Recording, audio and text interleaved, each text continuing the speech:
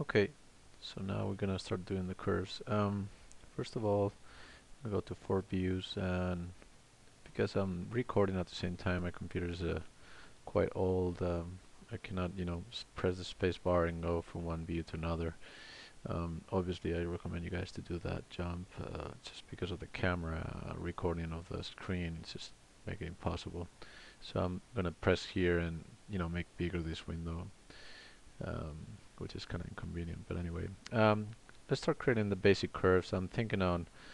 Let's go. Let's see. Oh, here's a good picture. You have this picture. I'm gonna do like one section in the part where there's a maximum height here, one in the bottom area of this curvature, and the one on the top and the front.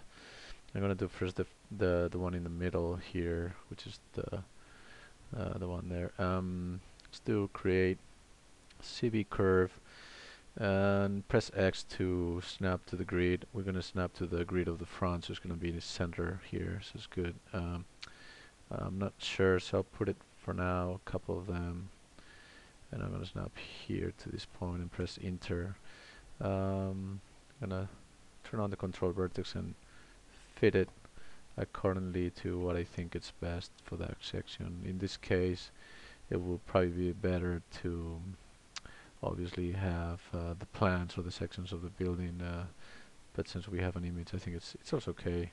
Um, This pawn, it seems like always lower than the higher one. So I don't know. For now, I'm going to leave it here 'cause it's going to be at the end more in reference to the other curves that we're going to be making. If I go to the perspective here, to the object mode, I'm going to copy and snap to the grid as I move them. One is going to go to the back. See, snap to this point, and Control D. The other one's going to go by snapping, pressing X to the other side. And as I say, this one should move by pressing X as well. Snap around here, Control D to copy, X to snap to the middle point, I think.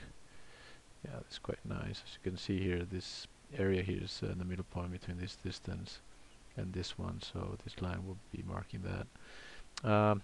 Okay, so it's just a matter of, probably here is better to have the four views at the same time. So if we cannot select one of these guys because they're all sticking the same point for now, we can just start clicking the lines from the perspective and right click and even here and say control vertex and move them here. We know this one's a little bit lower, so let's just reshape the sections.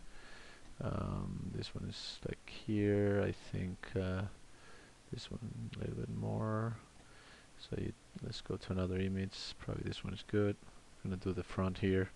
It's gonna come in. It comes in here, and we're not gonna bother about this because we're gonna cut it afterwards. This point is lower than this one, of course, and lower than that one. I think they're the same height, those two. So you start creating the points as you know it should be. Probably this one is gonna be a little bit higher or lower than the middle one. Now we can go to here and right click and control vertex of this one. This one is going to be as low as the other one pretty much, and following quite similarly the curve we did in the center, I mean in the front here. Probably this should go like low as well. Okay, and the one in the bottom, control vertex, right click, is going to go all the way to the top, snap to the grid to here, and probably this one should follow along as well. Here, and these guys, I'm sure they're like all the way here, and this one lower. Okay, so now we have, go to perspective, a set of curves, object mode, that we can select 1, 2, 3, 4 in order and go to surface, loft. The options are here. If just take them in consideration. If you have any difficulties, just put them the same way and say loft. Quite good already. This curve is quite similar to this one, obviously. Now obviously we have to cut this away. The only trick for now, if you want to retouch this, you can always go to the outliner. I'm gonna select all the curves and group them by Control G and say working loft lines, so you can access all of them or individually each of them if you want in each time. And as you know, if you go to the line and press the control vertex, if you move the curve, you still move the surface, so you can always just touch the surface, which is our surface, and press Ctrl H to hide it. You can move the vertex and don't be worried about it because you're actually deforming the surface. If we say Shift H now to the surface, we have deformed it. Okay, Control H, and I'm gonna go to the next little tutorial for the cuttings and the mirroring, so it's gonna be quite easy. Okay,